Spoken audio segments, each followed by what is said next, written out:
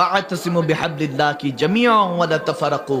মুসলমান বিশৃঙ্খলা করা যাবে না, রাসূল নামে রশি ধরে যেতে হবে খোদার ধারে, ঠিক কি না? আতিউল্লাহ আতিউ রাসূল ওয়া উলিল আমরি মিনকুম। আপনাকে আল্লাহ ওয়ালাদের কথা শুনতে হবে, আল্লাহ আল্লাহ রাসূলের গোলামি করতে হলে আল্লাহ বলতেছেন ওয়া উলিল আমরি মিনকুম, আল্লাহ ওয়ালাদের কথা শুনো। ওয়া কুনু মা সাদিকিন, সত্যবাদীদের চাল সাথে চলো। চলেন তো এমন জনের সাথে যে বলে যে জানোস তোর নামে ওটা বলছে, আপনাকে উস্কিয়ে দেয়। তাদের সাথে চললে আপনার জীবন কখনো ফায়দা হবে না। এত বছর ধরে সেজদা দেন, দুই কাঁধের ফেরেশতা দেখেন নাই, নবী দেখবেন কবে, আল্লাহ দেখবেন কবে? বলে হ্যাঁ তাকে চিনি, সে কি বলবে আমি তার কি লাগে? আমি বলতেছি আমার উম্মত হয়, আমার আশেক হয়, জান্নাতের নেয়ামত দিয়ে দে। সুবহানাল্লাহ। কবর ইন্টারভিউ পাস, হাসরে আল্লাহ ডাক দিবে, ওগো নবী আপনার উম্মত এসেছে, কি অবস্থা? এখন তো গুনার কারণে উঠছে, আমল কম। হায় হায় হায়, বুখারীতে এসেছে আমার নবী দেখবেন যে উম্মতের আমল কম। হযরত ইব্রাহিম খলিলুল্লাহ ডাক দিবেন, ইয়া রাসূলুল্লাহ কোথায় আপনি? আপনার এক উম্মত ফেসে গিয়েছে, আমল কম। নবী যে দৌড়ায় আসবেন, এসে পকেট থেকে নিয়ে কিছু একটা রাখবেন, দেখবেন যে আমল নামা হঠাৎ করে ভারী হয়ে গিয়েছে। সুবহানাল্লাহ।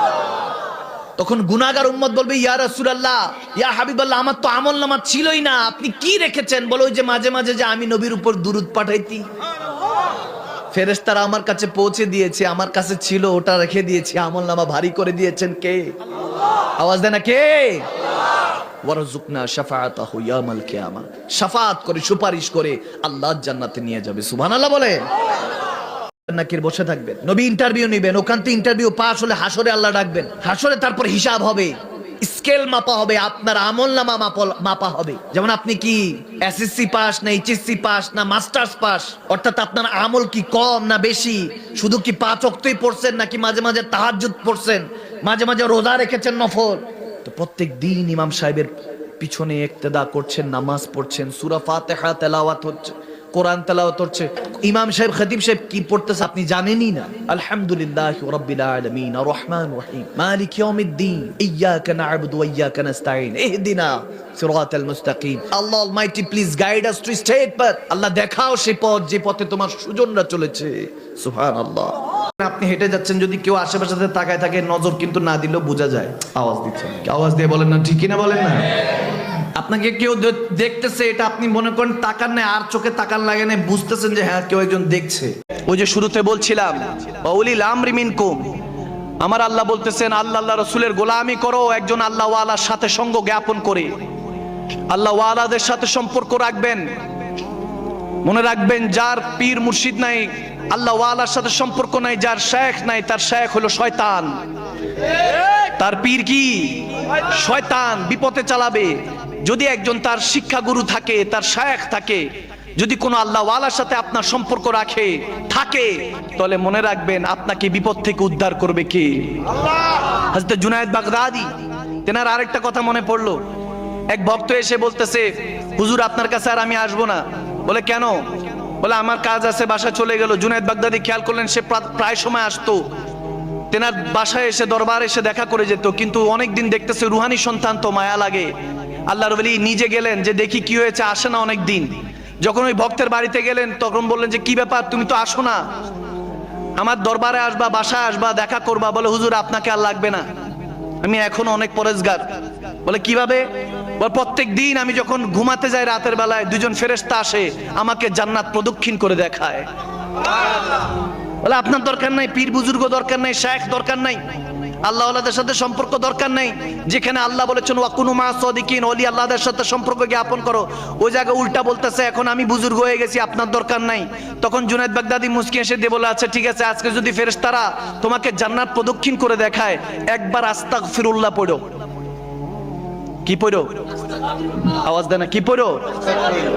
ইস্তিগফার পড়ো, একবার আস্তাগফিরুল্লাহ পড়ো। যে কথা সেই কাজ। রাতের বেলা যখন ঘুমাইতেছে, ওই ব্যক্তি দেখতেছে স্বপ্নের মধ্যে দুইজন ফেরেশতা আসছে, বোরাকে করে নিয়ে জান্নাত দেখাইতেছে।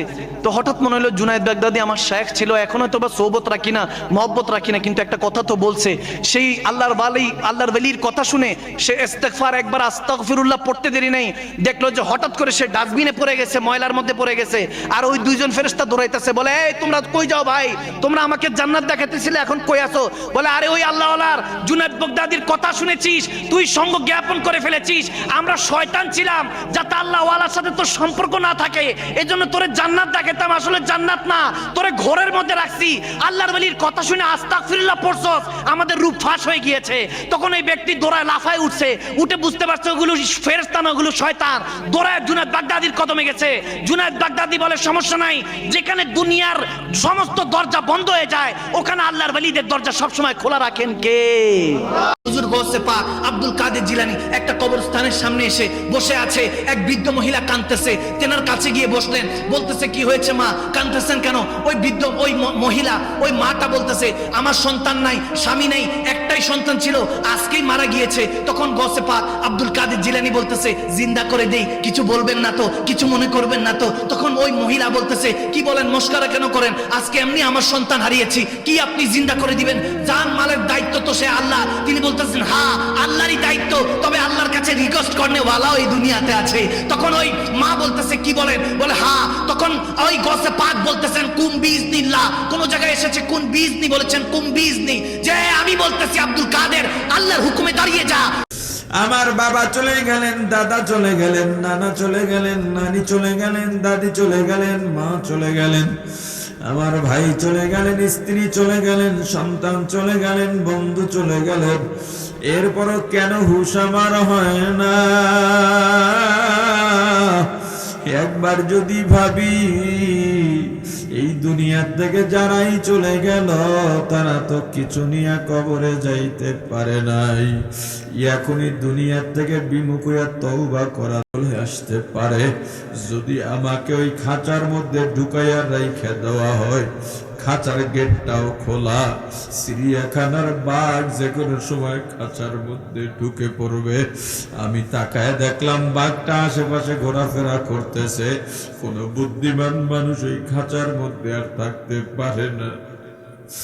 আজরাইল তোমার আমার পেছনে দৈনিক ঘোরে, ওই কবর তোমাকে আমাকে ডাকে আর বলে ওরে বুনিয়াদম, আমি কবর কিন্তু ভালো জায়গা না, আমি কবর কিন্তু সাপ বিচ্ছুর ঘর, আমি কবর কিন্তু জাহান্নামের আগুনের গাড়া।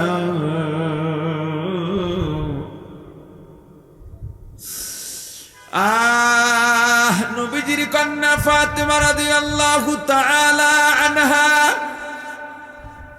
আমার রাসূল ডেকে বললেন ওরে ফাতেমা আম্মা জান, মাগো কবরে গিয়া যদি আমি নবীর পরিচয় দাও, কবর তোমার নবীকে চিনবে না, তোমার বাবাকে চিনবে না, তোমার স্বামীকে চিনবে না। নিজে যা অর্জন করবা তাই কবরে কাজে লাগবে। কবরে যখন যাইবা দুনিয়ায় যদি আমল করে যাও, ফেরেশতা সওয়াল করার জন্য আসবে, এক এক আমল তোমার গার্ড হয়ে যাবে। পায়ের কাছে একটা ইবাদত আমল বসে যাবে, মাথার কাছে বসে যাবে, ডানে বামে বসে যাবে। ফেরেশতা এসে জিজ্ঞেস করবে তোমরা কারা? নামাজ বলবে আমি এই বান্দার নামাজ। তাওহীদ আকীদা বলবে আমি এই লোকের তাওহীদ। রোজা বলবে আমি ওর রোজা। কবরটা আল্লাহ জান্নাতের বাগান বানায়া দেবেন।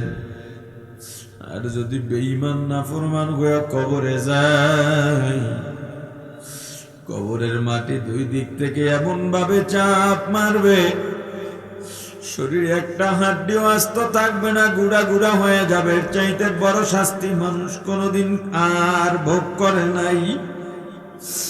অন্ধ ফেরেশতা আসবে বড় বড় লোহার গুর্জ নিয়ে, হাতুড়ি নিয়ে, ভয়ঙ্কর চেহারা, সাপগুলো আসতে থাকবে, শো শো করতে থাকবে। কবরটা জাহান্নামের আগুনে ভরে যাবে রে আল্লাহর গোলাম। ওরে যুবক আয় আয়, গুনাহ করিস না রে ভাই আয়।